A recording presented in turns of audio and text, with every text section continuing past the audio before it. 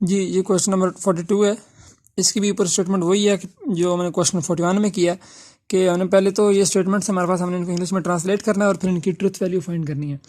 तो इसका part A जो है इसमें बोल रहा है कि there exist an integer real number, sorry there exist an real number whose cube is -1। तो पहले मैं इसकी इंग्लिश लिख लेता हूँ। देयर, ये आ रहा है, ठीक है, exist real number whose cube is -1। ठीक है, तो पहली बात बताएं कि ये ट्रू है या फॉल्स है। तो ये बात ट्रू है। ट्रू क्यों है ये भी बताता हूँ। क्योंकि फॉर एग्जांपल -1 एक रियल नंबर है, ठीक है, ये एक रियल नंबर हमने एक्स को दे दिया। जब हम इसका क्यूब लेंगे तो क्या आ जाएगा, -1, ठीक है ना। जब हम -1 का स्क्वायर लेंगे 1 आ जाएगा, लेकिन अगर हम -1 का क्यूब लेते हैं तो -1 आता है। तो ये देखें, ये कंडीशन ट्रू है जब हम x को -1 वैल्यू देते हैं, तो इसलिए हमने क्या लिखा है, ये कंडीशन ट्रू है। There exist a real number whose cube is -1। इस तरह पार्ट बी में वो बोलता है there exist an integer, there exist an integer which is smaller than the integer increase by 1। इसको हम इस तरह लिख सकते हैं, ठीक है ना, कि या there exist an integer this which is smaller than the integer increase by 1। यानी अगर एक इंटीजर है उसमें अगर हम एक इंटीजर 1 ऐड करते हैं तो वो जो न्यू इंटीजर आ जाता है वो बड़ा होता है उस इंटीजर से, ठीक है ना। तो इसको हम लिख लेते हैं जी, there exist an integer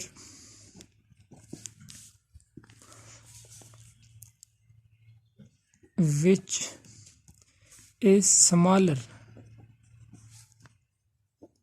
then the integer. कौन से इंटीजर से, जब हम इसमें न्यू 1 ऐड करेंगे तो हम इसको बोल देंगे इंक्रीज बाई 1, ठीक है ना। 1 ऐड करने का वही मतलब है ना, 1 इंक्रीज कर देना। तो ये तो इसकी मैंने इंग्लिश लिख दी। इसके बाद ये ट्रू है। अब ये ट्रू कैसे पास करते हैं, फॉर एग्जांपल हम x को देते हैं 1 वैल्यू, तो हमारे पास x + 1 क्या आ जाएगा, 2 आ जाएगा, 1 + 1। अब हम इस कंडीशन में वैल्यू पुट करते हैं, तो पहले x + 1 की वैल्यू 2 है और इस तरह ग्रेटर देन, और x की वैल्यू क्या है, 1 है। देखें तो 2 ग्रेटर देन 1 यानी 1 इज लेस देन 2, यानी 1 इज स्मॉलर देन 2, वही ना। There exist an integer which is smaller than, देखें 1 smaller than the integer increase by 1। जब उसमें से 1 इंक्रीज करते हैं तो ये उससे स्मॉलर होता है, ठीक है जी। तो इसको अगर दूसरी फॉर्म में आप लिखना चाहें तो यूँ भी लिख सकते हैं, 1 इज लेस देन 2। ये भी ठीक है, ऊपर वाला भी ठीक है। तो इसी तरह पार्ट सी में इसमें बोल रहा है for all integers x decrease by 1। ये देखें ना, x - 1 हो रहा है। For all integers decrease by 1 और इंटीजर्स, यानी जितने भी इंटीजर्स हैं अगर हम उनमें से एक माइनस कर दें या एक डिक्रीज कर दें तो वो भी इंटीजर ही होंगे। तो इसकी इंग्लिश हो जाएगी for all integers decreased by 1 or also integers।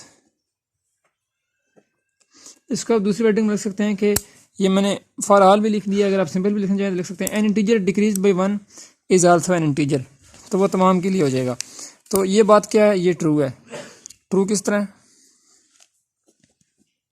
ये ट्रू इस तरह, क्योंकि अगर किसी भी इंटीजर्स में से एक डिक्रीज करें यार तो वो इंटीजर ही होता है, सिंपल सी बात है। फॉर एग्जांपल अगर हमारे पास इंटीजर है 5, एक्स की वैल्यू हमने 5 दे दिया, तो x - 1 फाइंड करते हैं तो क्या आ जाएगा, x - 1 की वैल्यू क्या आ जाएगी, 4 आ जाएगी ना। मतलब ये इसकी वैल्यू है, ये इक्वल नहीं है, तो x - 1 की वैल्यू आती है 4। तो देखें ये एक इंटीजर था, इसमें से डिक्रीज किया वो भी इंटीजर आ गया, तो ये बात ट्रू है। पार्ट नंबर डी में कहता है फॉर ऑल इंटीजर्स का जब हम स्क्वायर लेंगे तो वो भी इंटीजर आएंगे। तो इसको हम इंग्लिश में लिख सकते हैं स्क्वायर ऑफ ऑल इंटीजर्स